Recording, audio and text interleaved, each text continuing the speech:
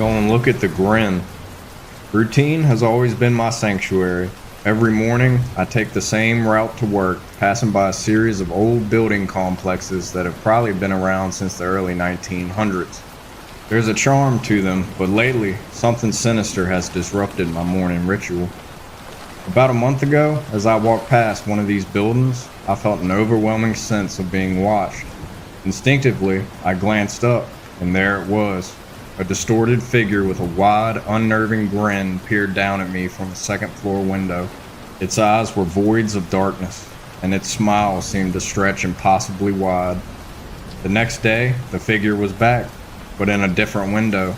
Every time I glanced at it, it would teleport to another window, its grin never wavering. It felt like a grotesque game of peekaboo, one I had no choice but to play. I sat there for an hour that day, watching it move from window to window. Driven by curiosity and fear, I tried something different. I pulled out my phone and aimed the camera to the windows. To my shock, the figure stayed put, visible only through the lens. It was the only way I could look at it without it moving. I started documenting these encounters, capturing its haunting presence through my phone. Weeks passed and the figure was there every day, its grin haunting my thoughts. I couldn't focus on work and my sleep was plagued by nightmares. My friends noticed my distraction, but I couldn't explain it to them. Who would believe that grinning specter was following me? One evening, exhausted from another sleepless night, I sat on my sofa, mindlessly scrolling through my phone. Out of habit, I glanced up at the window. My blood ran cold. The same grinning figure stood outside my living room window, its smile as wide and disturbing as ever. My heart pounded in my chest, and once again, as soon as I looked, it teleported away. Panic seized me. I had installed security cameras in every room in my house for peace of mind. Now I checked them frantically. In the main hall, there it was, grinning. I knew I could catch it through the cameras without it moving. I then somewhat impulsively bolted to the hall, but as soon as I laid eyes on it, the figure teleported. It was toying with me. I grabbed my cell phone and frantically inspected the cameras. It was now on my dining room table at an angle where I could see it very well. The hollow eyes and wide grin were staring into the camera. It knew what I was doing. I was frozen. Could I avoid my dining room for the rest of my life? That seemed unreasonable, and yet, it felt as if it was my only solution. What made it move? Could it feel my gaze, or was it tracking my eyeballs? Why not try a little experiment? Cautiously, I approached the dining room table with the darkest sunglasses I could find. I wanted to get close before I looked up. Once I felt I was close enough, I glanced straight into its dark, hollow eyes. I saw, or should I say it saw me, and disappeared just as quickly. Desperation took over. The figure had moved to my bedroom's bathroom. Yes, I have a camera there, and yes, I live alone. I grabbed a scarf and tied it over my eyes as a blindfold. With a pocket knife in hand, I planned to stab the figure blindly, hoping to finally put an end to this nightmare. With my heart racing, I opened the door. I swung the knife wildly, hoping to connect with something, anything. But my scarf slipped, and through the reflection of the mirror, I saw the figure. It teleported instantly. In sheer panic, I slammed the connecting door to my bedroom shut, sat on my bed, and checked the cameras again. The living room was clear. The main hall was clear. The dining room was clear. Upstairs hall, clear. Bathrooms, clear. I breathed a sigh of relief. Maybe it was gone. But then I checked the bedroom camera. To my dismay, the figure was right behind me, its grin wider than ever, its eyes dark and empty. I froze. The air grew thick, and the room seemed to close in on me. The figure didn't move, didn't teleport, just stood there, grinning. I could feel its presence like a dark shadow creeping over me. Everything went silent, and all I could do is remain still, in fear that glancing upon it again would bring it even closer. I've sat here typing this out all while the figure is behind me. My phone battery life is dying, and I know that as soon as it does, I will lose the cameras. Even worse, I will be staring into its reflection on my dark screen. Please help.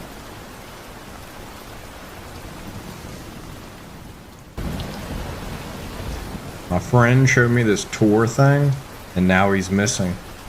If I'd known what would happen after checking this out, I would have never agreed to go to Dave's house. It was 1:15 to midnight and I had work tomorrow morning, but the way he urged me to come over piqued my interest.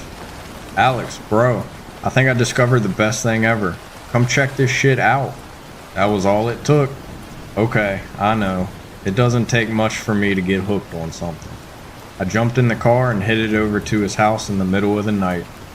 When I got there, he was sitting on his front porch in the dark. His dog Ruffles was rolling around on the ground in the grass. Hey dude, glad to see you. Come on, let me show you this, Dave said.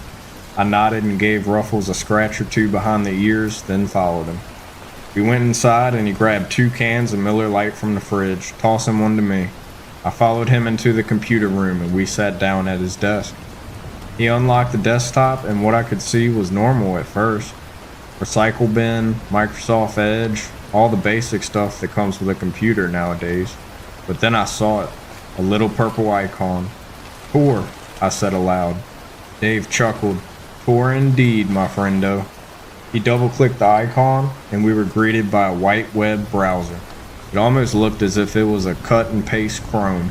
I glanced at Dave. Dude, you dragged me all the way out here to show me a new browser? He only shook his head and proceeded to copy and paste a string of letters and numbers into the web bar. In a matter of seconds, a page popped up showing various drugs, guns, and even an ad for a hitman. Okay, what the fuck, Dave? This isn't funny. So what? I can go watch YouTube and get all this same stuff. Dave glanced at me and smiled. He cracked his knuckles and went back to scrolling through the site. We can buy a shit ton of drugs off this website. It says it's only $50 for some mushrooms and shit, he said. Want to throw down and go half? I chuckled nervously. Bro, you're joking, right? I asked. He shrugged and continued clicking away, adding various drugs to the cart. MDMA, cocaine, ecstasy. The total kept going higher and higher. Finally, he got to a point and I think he was pretty satisfied with his shopping, and the final number was around $550. David, what the fuck? I muttered as I watched him enter his card info. He didn't even glance up from the screen as I watched him enter his address into the fields. Finally, he pressed submit and the screen went black.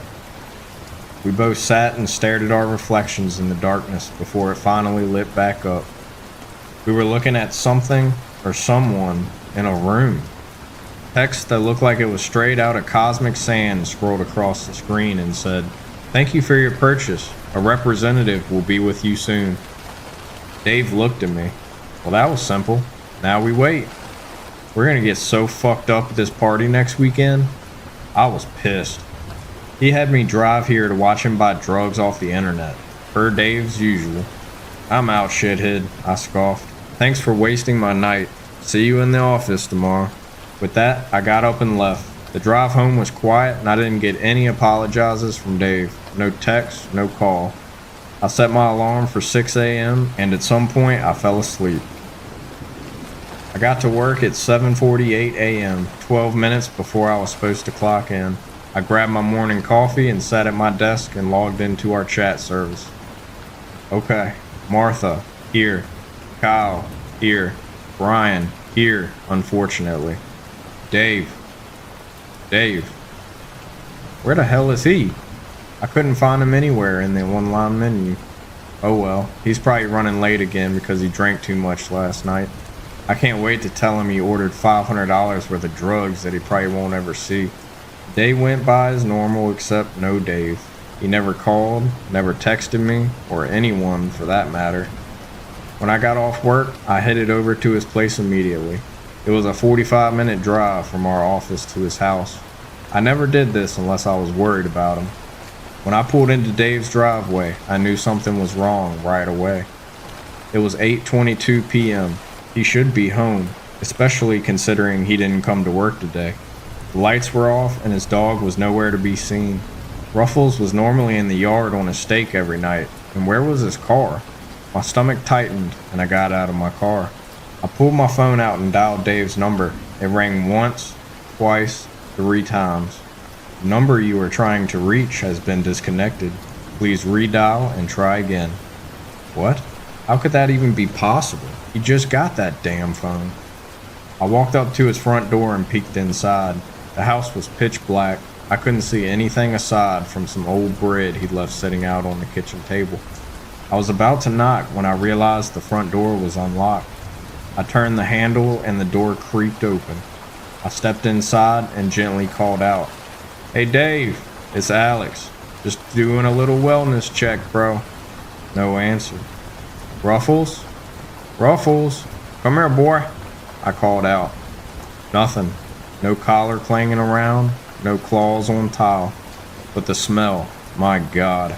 I thought something had crawled in from the outside and died under the porch. It reeked of metal, almost like if I shoved a penny or two up my nose. I walked deeper into the house. The smell only got stronger as I got closer to the computer room. I couldn't find Dave or his dog anywhere. It was like he just packed his stuff and left.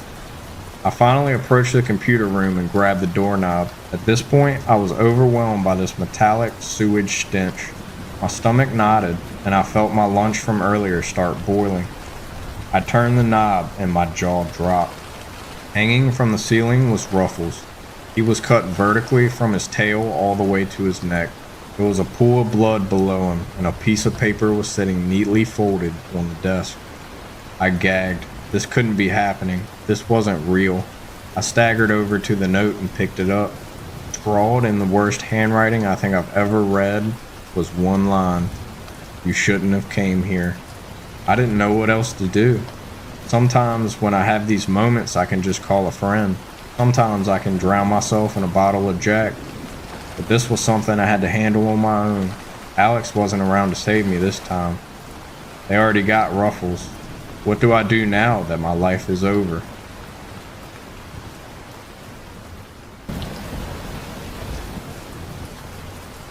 I found an AI on the dark web. Dark web was not all what I expected. People tell all these stories about how it will probably put your life in danger, and you'll see some of the most messed up things that will scar you for life. And it's true. Well, at least the danger part.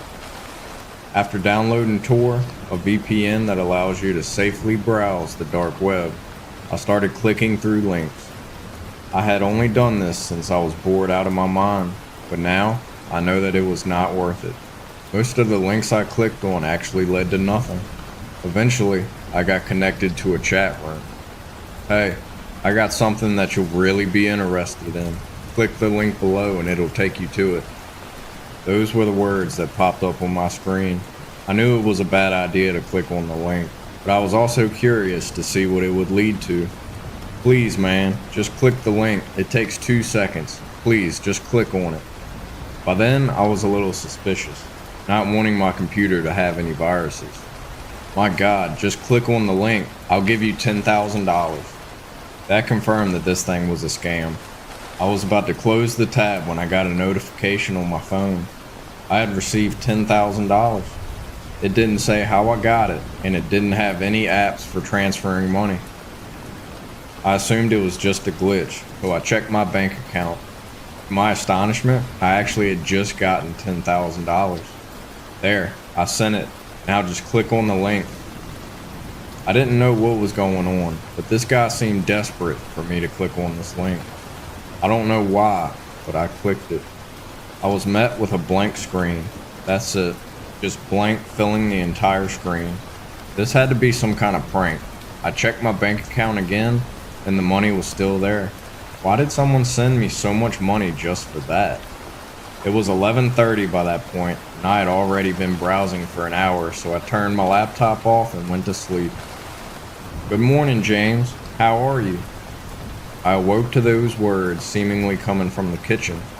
I live in an apartment that just has a combined kitchen and a living room with a separate bedroom. I also live alone. The voice sounded weird, like it was almost human, but not quite. After laying in bed for another 10 minutes, I crept out of the room and into the kitchen. There was nobody there, but my laptop was on.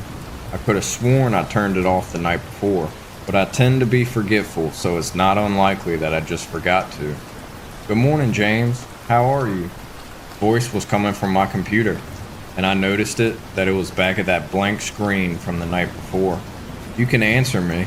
Don't be scared," the robot voice said. I started talking to it, and it actually felt like having a conversation with a real person, even though it was just some kind of AI. My laptop's battery was getting low since I had apparently left it on all night, but I didn't care enough to charge it. This thing was just so fun and relaxing to talk to that I didn't even want to take a few seconds to charge it. I glanced at the clock, and we had already been talking for a few hours. There was nothing important for me to do that day, but I decided to take a break and go for a walk. This time, I made sure to close the tab and turn off the computer. When I got back home, my laptop was open and so was the tab. I felt sick upon seeing that blank screen yet again, even though it hadn't done anything to harm me. Yet. I talked with the AI for another hour. I don't have many real people to talk to, and then it asked me a disturbing question. "Which family member do you want to kill today?" I was stunned. It had to be some kind of glitch. I turned off my computer and the AI continued to ask me the same question. It got to the point where I decided to destroy the laptop. I smashed it against the table until all that remained was millions of tiny pieces. But still, the voice continued to repeat the same phrase. "Which family member do you want to kill today?" I spent the next couple of hours crying on my couch listening to the AI continue to ask the same thing. Then I made the worst mistake of my life. I answered. "Fine, my dad," I yelled. He had left the house when I was 8 and never returned, so I didn't know if he was even still alive. The voice finally stopped, and I did my best to try and calm myself. After a night of very little sleep, I woke up to the voice again asking the same question. I got a text from my mom saying that my dad was found dead in his home. That was 6 days ago. I took the week off work, but I don't think it matters. My entire family is now dead. That voice still keeps asking the same question. I think the only answer I can use is myself.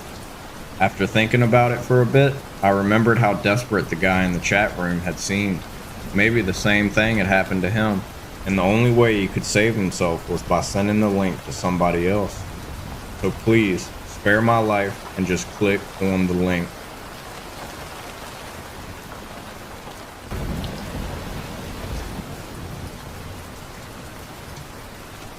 Mr. Googly Eyes. I was recently called upon to babysit my niece. My sister and her husband were traveling out of state for a wedding. Consider we live in the same town and I come from a cheap cost of a large cheese pizza. I was my sister's first call. That's what family is for. As I made my way through the front door, I barely had time to drop my overnight bag on the floor before being led away by tiny hands toward the living room. After sipping on only the finest selection of pretend tea, we were conversing over pizza slices. More accurately, I was asking her about her life, and she was answering each question with genuine enthusiasm. The positivity and excitement in each answer she gave was infectious. You sometimes forget how optimistic of a worldview kids have when they're that young. We finished our pizza, and it was time for bed. As I tucked her in and flicked off the light switch, I started to leave, but stopped. I had almost forgotten to turn on her nightlight. My niece was deathly afraid of the dark, as I learned the last time I babysat. "Sweetheart, where's your nightlight? I don't see it." "I don't need a nightlight anymore. I have Mr. Googly Eyes." "Mr. Googly Eyes? Who is that?" "He's my friend. He watches me when I sleep." "Okay, that's a bit disturbing. Why is he called Mr. Googly Eyes?" "'Cause that's his name, silly." "Well, that's what I call him, because his eyes are like the googly eyes I use in art class. His real name is really weird." "Why does he watch you when you sleep?" "Because he doesn't blink." "Why doesn't he blink?" "He can't. He doesn't have eyelids." That part freaked me out. Suddenly, I had the urge to flip on the lights, but I remained calm and dug a bit deeper. "Oh, okay. Where is Mr. Googly Eyes now?" "I don't know. He only shows up when the lights are out and Mommy and Daddy are asleep. But I know he's in the room with me when I see his eyes in the dark." That was my cue to stop asking questions. I wished her a good night and closed the door. Admittedly, I was now a little creeped out. I was going to have a serious talk with my sister and her husband when they got back. We are all big horror fans. Clearly her daughter had seen something they had watched from a movie or television show. I settled back on the couch with some leftover pizza and scrolled through my sister's streaming services. I needed something. Anything to get my mind off that horrific image of Mr. Googly Eyes that was being crafted in my head. I settled on a comedy TV series and tried to relax. I may have been too relaxed because before I knew it, I was fast asleep. I guess my niece's creepy night watcher hadn't gotten to me too much. At least that's what I thought. It may have only been a few hours later, but suddenly I was jarred awake from my peaceful sleep by what sounded like whispering in my ear. You ever reach the point of a nightmare where something so scary happens your vision goes out in the dream? It's terrifying. You still feel a presence around you, but your mind refuses to visualize it. I would have given anything for that to happen to me when I finally met Mr. Googly Eyes. My niece was right. He doesn't blink, ever. She was also right about the fact that he has no eyelids. But she was wrong. He doesn't only show up when the lights are out. I saw what watches my niece sleep at night. He was hairless from the shoulders up, cloaked in a black shroud, ears too small to be for anything for balance. His nose took rapid inhales before blowing hot air back into my face. The twin white shining bloodshot orbs, but black like cracked eggshells. Surrounding his eyes were scarlet rings of exposed skin. His mouth hung open and was nothing but a black hole. Then to my horror, his lips uncurled, and his gnarly caramel-colored teeth appeared. He whispered to me in his demented voice, "Go to sleep." In that moment, I passed out. I awoke the next morning with the lights still on and the television screen asking if I wished to continue viewing. I needed a lot of things in that moment. Coffee? Definitely. A therapist? Perhaps. More than anything, I needed to make sure my niece was safe. I walked slowly to her room and opened the door. Still sleeping without a care in the world, the innocence of youth on full display. I went through the motions the rest of my time there until my sister eventually returned home. I think she could sense something was off, but probably didn't feel like getting into it after a long trip. I thought that's why she called me today. Instead, I was getting attitude because her daughter now refused to go to sleep without a nightlight. I was confused and asked why. She said that through tears, her daughter said that Mr. Googly Eyes couldn't watch over her anymore. He has to watch me sleep at night now.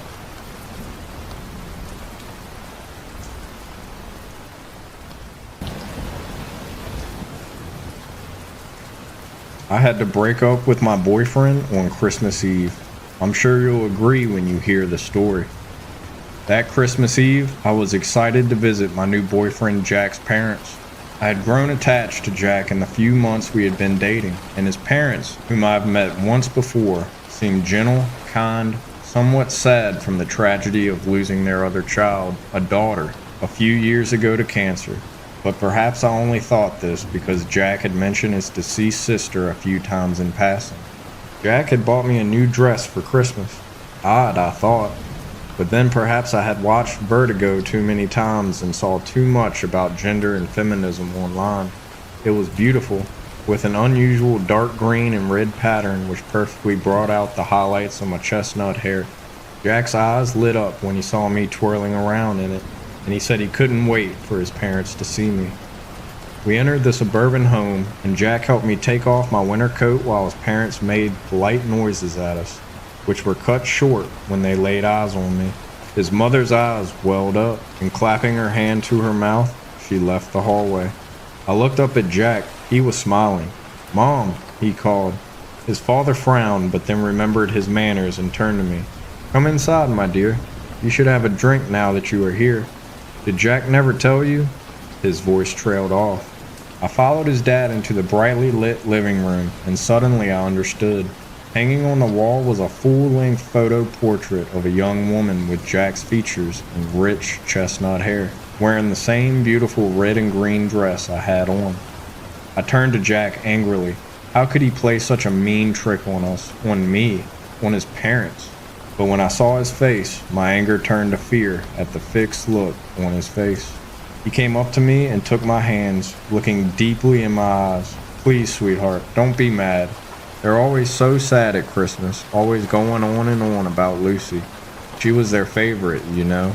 I thought you might cheer him up." His grip tightened, and the feelings of fear and confusion deepened. I looked at his parents helplessly. They were seated on the couch, his father's arm around his mother's slumping shoulders while she dabbed at her eyes. They looked so frail and ill. What were they thinking? "Please, darling, let's just have dinner. They prepared a real feast for us. All the things you like, just for a couple of hours," murmured Jack. Was it social conditioning? Was it survival? My skin crawling, I dumbly nodded. Jack turned to his parents. "Mom, Dad, we're starving. Is dinner ready?" he said brightly. Mom got up, visibly pulling herself together. "We have nibbles in here. Where are your manners, John? Offer them drinks," she scolded her husband. Jack's dad turned to me. "What would you like, my dear?" Drinks in hand, the atmosphere relaxed, and Jack started chattering. "I love the photos you put up, Mom. Where did you even find these? This is our last ski trip together, right? Lucy was such a champ. Do you remember when," he turned to me mid-flow, "Dad won medals in skiing, you know? State champions, and Lucy took right after him." His father beamed, and out of courtesy for me, gave way to their obvious desire to talk about their daughter. They reminisced enthusiastically about their family vacation, gesturing to what seemed like the hundreds of photos, all in glittering silver and gilt frames on the walls. "Of course I could never ski like her," I heard Jack say, "and Lucy baked with Mom." "Oh, Jack, you're still not over it?" his mom responded almost playfully. My phone vibrated. Discreetly, I pulled it out. Thank God that Lucy had the good sense to wear a dress with pockets. A single word from an unknown sender. "Leave." "Who is it, darling?" I called to Jack, looking over his shoulder, interrupting himself in a deep analysis of whether he or Lucy were more popular in high school. I shook my head. "It must be spam," I said lightly, smiling at his mom. I looked at the photo over her head, and it was of Lucy, doing some kind of school presentation. She looked directly at me. I felt slightly dizzy. The wine, the PowerPoint slide in the photo shimmered, and the word was clear. "Leave." Lucy seemed to nod. The voices rose and swirled around me. "I need to use the bathroom," I said. His mom showed me to the guest bathroom, thankfully next to the front door. I went in, and as soon as she left, I slipped out and opened the door. "Are you leaving us?" Jack's father was at the other end of the hallway, looking straight at me. I stared back, opening and closing my mouth. Suddenly, there was a huge crash from inside the living room. Glimpsing through, I saw the full-length photo of Lucy in the same dress I'm wearing fall into the floor. Distracted, Jack's father turned, and I heard the startled cries of Jack and his mom. I didn't wait any longer. Grabbing my coat, I fled into the night.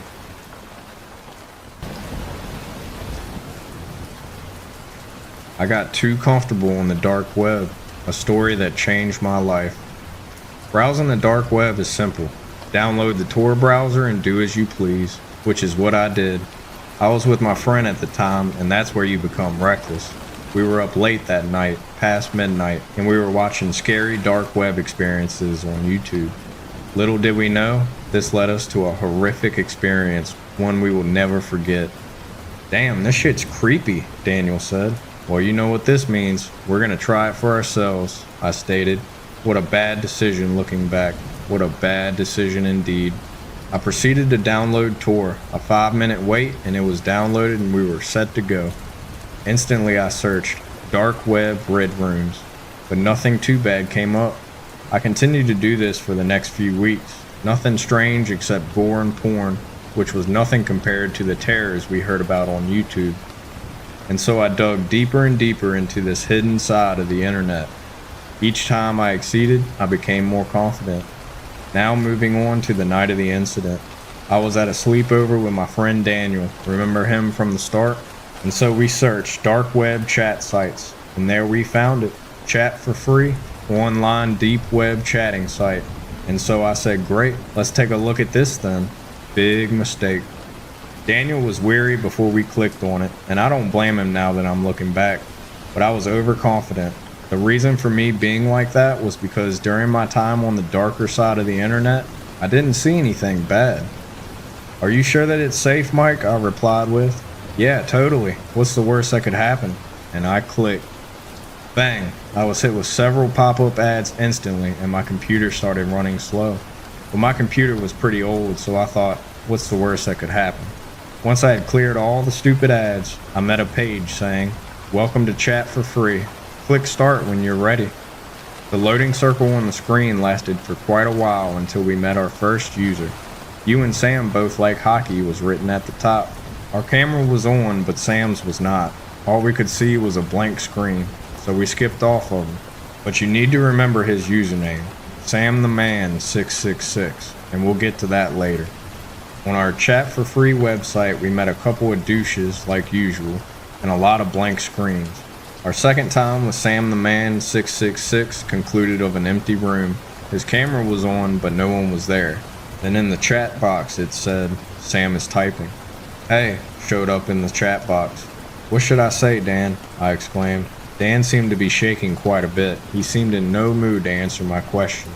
"Hi," I wrote, low-key hoping for no response. "Sam is typing" appeared once again. "Where do you live?" Sam wrote. That shook us both, so I just clicked off the website and cleared all the search history immediately. So then we fell asleep. We both lingered awake a while thinking about Sam and who he really was. But eventually, we both fell asleep, leaving the computer facing us. Bad idea. 3:20 a.m. I wake up, the computer is on with the chat for free open, but the website screen seemed a little darker and more unnerving. I immediately woke Daniel up and we were frozen with fear.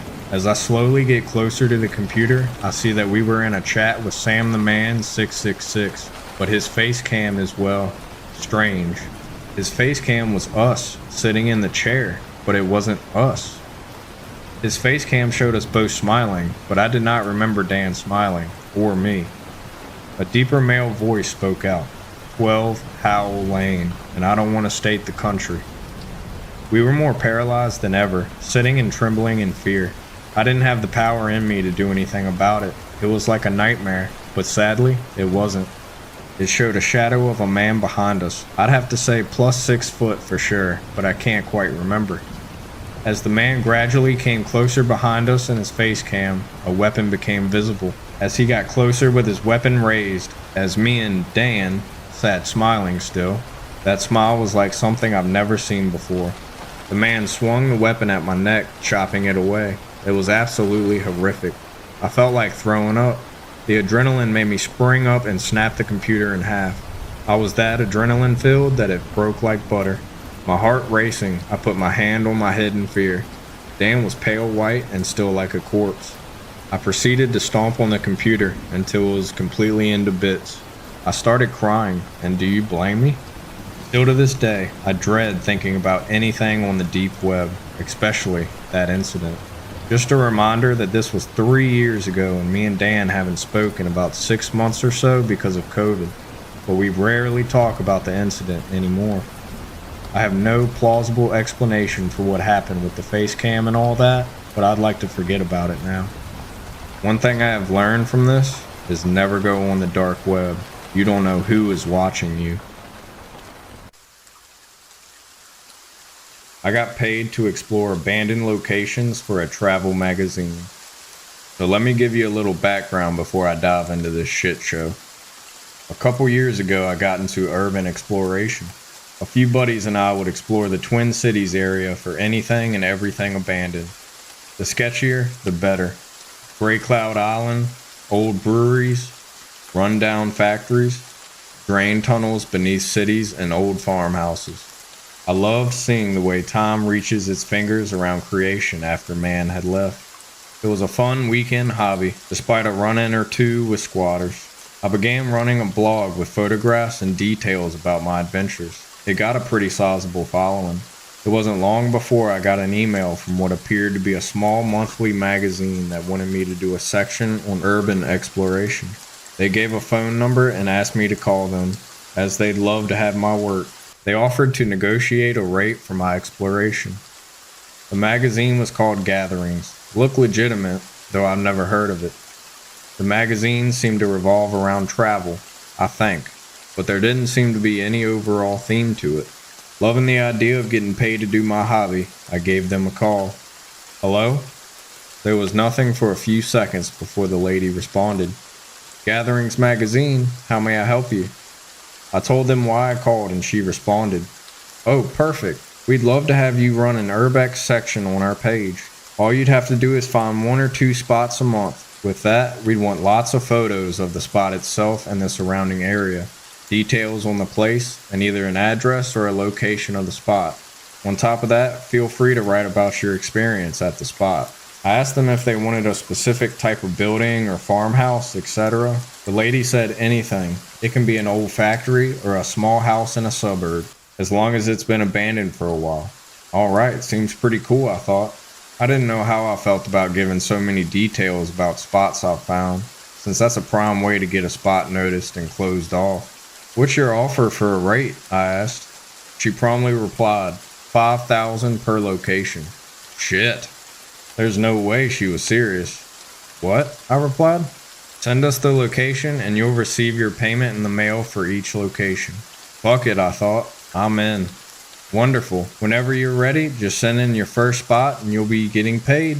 She hung up immediately afterwards.